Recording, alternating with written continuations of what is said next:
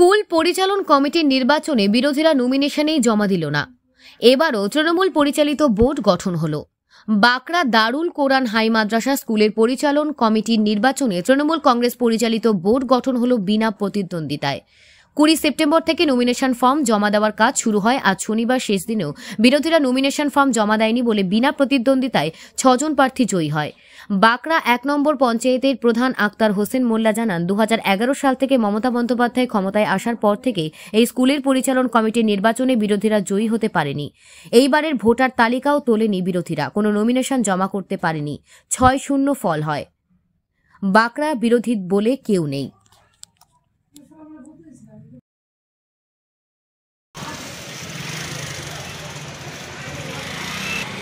একটু স্লোগান দাও, ছোট্ট করে একটু।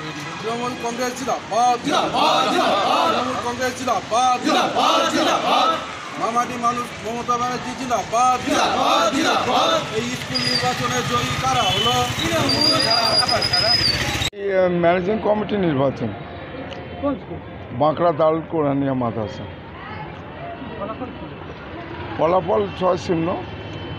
এখানে বিরোধীরা নমিনেশন দিতে পারেনি, বাদ দেবার আগ্রহ প্রকাশ করেনি, একতরফাভাবে চাওয়া হয়েছে। না স্যার, ওরা ভোটার লিস্টে তুলতে পারেনি, তুলেনি।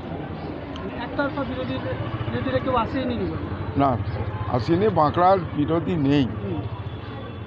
বাঁকড়া আমরা বিগত কয়েক বছর ধরে যেরকমভাবে তৃণমূলের ঘাঁটি, এবং সর্বোপরি আপনারা জানেন যে শিক্ষার ক্ষেত্রে মমতা ব্যানার্জি যেরকমভাবে দুহাত ভরে উজাড় করে দিয়েছে ছাত্রছাত্রীদের জন্য, সেখানে বিরোধীরা আসার জায়গা নেই, সুযোগ নেই, কোনো রকম স্কোপ নেই যে কোনো ইস্যু নিয়ে ঢুকবে। সেই হিসাবে বিগত কয়েক বছর ধরেই 2011-এর পর থেকে নির্বাচনে মমতা ব্যানার্জি আসার পর থেকে এই মাদ্রাসা আমরা একতরফাভাবে বিরোধী শূন্যই হয়ে আসছে। এবারও তার পুনরাবৃত্তি হয়নি। আব্দুল আজিজ পেয়াদা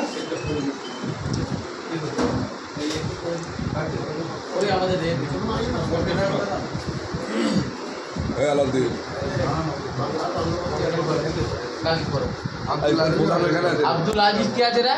এইদিকে চলে আয়।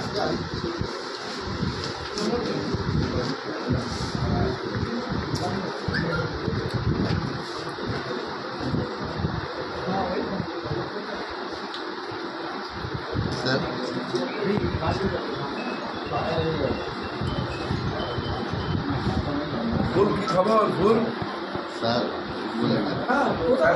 স্যার কি খবর? তোমার স্কুলে এলাম